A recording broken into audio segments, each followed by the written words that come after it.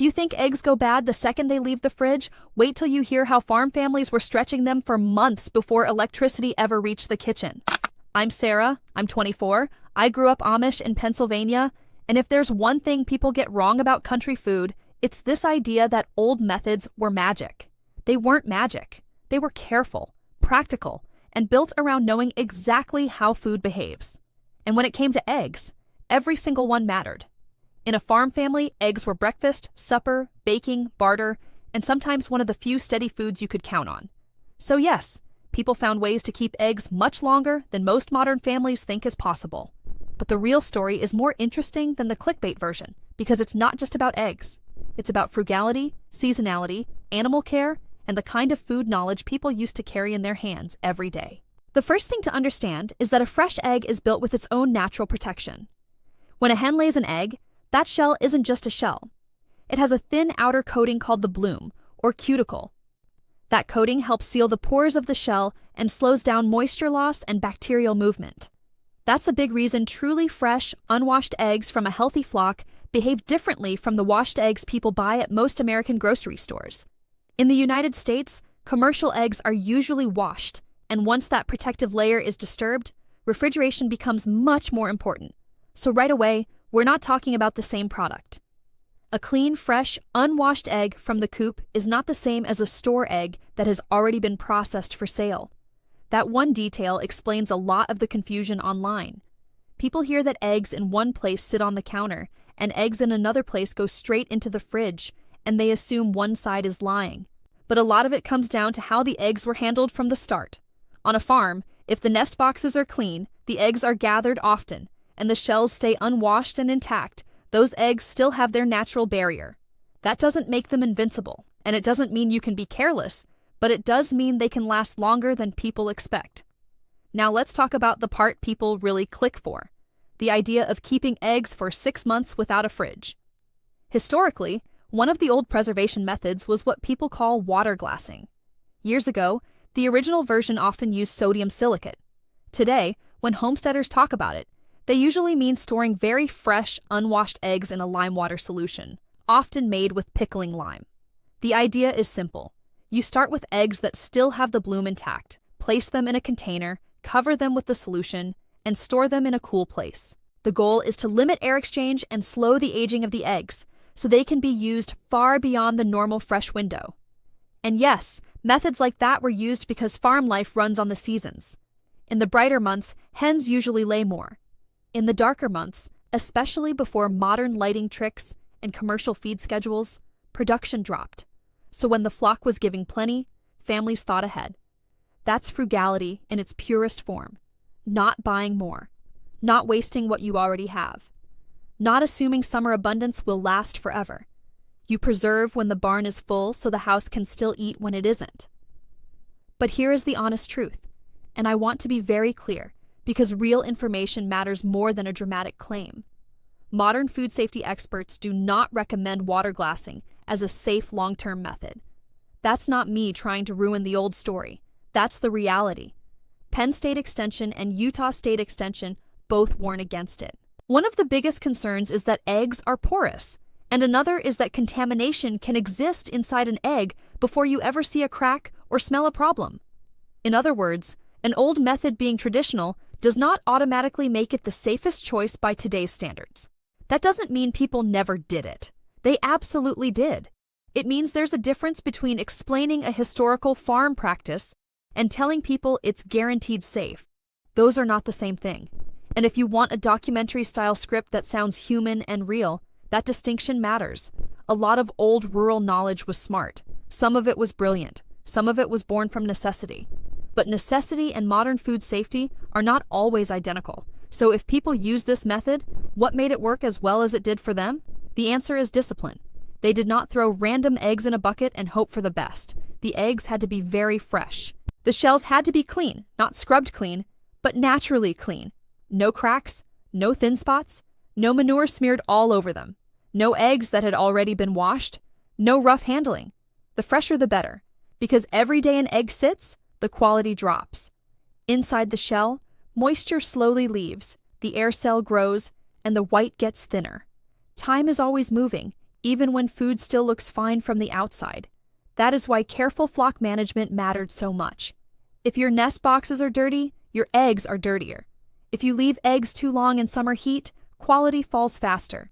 If shells are weak because hens are stressed or underfed, storage gets riskier. Good preservation always starts long before the preserving step. It starts with the animal, the shelter, the feed, the weather, and the habits of the person collecting the food. That's something I think modern audiences actually find fascinating, because it reminds you that food doesn't begin at the store. It begins in a system. And there's another detail people miss. Cool storage is not the same thing as safe refrigeration. A cellar, pantry, mudroom, or basement may feel cool to a person, but that doesn't mean it stays cold enough by food safety standards. That's one reason modern experts are cautious. A room that drifts up and down in temperature may still feel old-fashioned and practical, but temperature swings can work against you. Traditional households relied on the coolest spaces they had, because that was what they had. Today, we know more about how consistently low temperatures help slow spoilage and reduce risk. The float test is another thing that gets romanticized online. People act like it's some magical old-time secret that tells you whether an egg is good or bad. What it really tells you is mostly about age and air inside the shell. As eggs lose moisture, the air cell grows, and they float more easily. A floating egg is older. That does not automatically tell you whether it is safe, and a sinking egg is not a promise either. The real farm habit was to use your eyes, your nose, your common sense, and crack questionable eggs into a separate bowl first, never straight into the batter or the frying pan. That one small habit can save an entire recipe. So when people say Amish families kept eggs fresh for 6 months without a fridge, what they usually mean is this. Some farm families used old preservation methods, especially with fresh unwashed eggs, to stretch the season and make eggs last far longer than most modern households expect. That part is true, but if we say it responsibly, we also have to say this. Modern food authorities do not consider water glassing a recommended safe method for long-term egg storage. That is the balance. The history is real. The caution is real too. And honestly, that balance is what makes the story stronger, not weaker. Because now it stops being a cheap trick and becomes what it really was. A survival-minded, frugal response to a farm problem. Too many eggs in one season, not enough in another. Limited equipment, no waste allowed. That is how old food systems worked. People adjusted, they stored, they stretched, they planned, they paid attention. I think that's why so many people are drawn to these methods now. It's not just about eggs. It's about the feeling that maybe our grandparents knew something we forgot. And in many ways they did. They understood that fresh food has a rhythm. They knew abundance is temporary. They knew the cheapest food is often the food you don't waste. They knew a hen in summer and a hen in winter are not the same machine. And they knew household economy was built from dozens of quiet decisions nobody bragged about. If you want the real frugal lesson here, it's not only preserve more, it's handle better. A well-kept flock gives cleaner eggs. Cleaner eggs keep better. Gentle handling protects the shell. Frequent collection reduces heat exposure. Using older eggs first prevents waste. Cracking eggs into a separate bowl prevents losing a whole cake or pan of cornbread. Even if you never try an old preservation method in your life, those habits alone will save food and money. And for families trying to be more self-reliant, that matters. Because the difference between waste and thrift is often small and boring. It's not dramatic. It's not a gadget. It's not a miracle trick. It's knowing that once an egg is washed, you've changed how it needs to be stored. It's knowing a cracked shell is no small thing. It's knowing that old methods came from a world where people watched their food closely because they had to. Frugality is not being cheap. Frugality is being observant. So did Amish and old farm families have ways to keep eggs much longer without a modern refrigerator? Yes, they did. Did some of those methods aim to carry eggs through many months? Yes. Was that rooted in real agricultural life and real household need? Absolutely. But should that be turned into a fantasy where old-time storage was foolproof and risk-free? No. And I think respecting the truth is more powerful than overselling the myth. Because the truth is already impressive. A fresh egg comes out of a hen with its own protective bloom. A careful household can extend the usefulness of that egg by how it gathers, handles, stores, and uses it. Generations of farm women knew how to make abundance last. They did not rely on luck. They relied on routine, on watching the flock, on keeping nests clean, on noticing temperature, on never wasting what the land had finally given. That is the real story. Not magic, not folklore, just hard-earned food knowledge. And maybe that's the part worth bringing back. Not blindly copying every old method, but recovering the mindset behind them. Respect the season, understand the product, waste less.